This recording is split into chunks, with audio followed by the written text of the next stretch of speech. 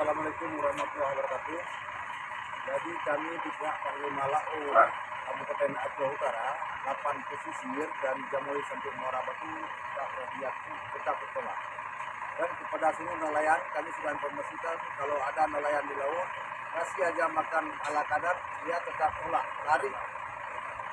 Suruh juga di pinggir laut, kalau ada romia sebelum tandas tetap tarik ke laut. Apa adanya sama kita untuk kemanusiaan kasih aja, yang dia nggak bisa mendarat. Kenapa? 2016 di Kecamatan Lapang, Desa Bola Timur ada romia 403 orang. Kami dapur hampir 3 bulan.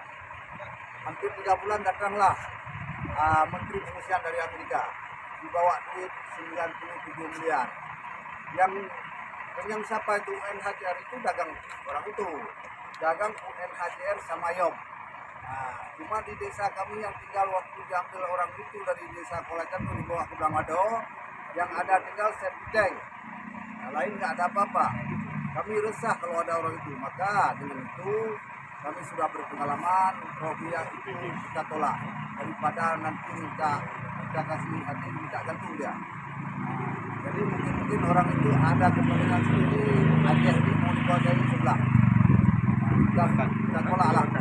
Terima kasih. Wassalamualaikum warahmatullahi wabarakatuh.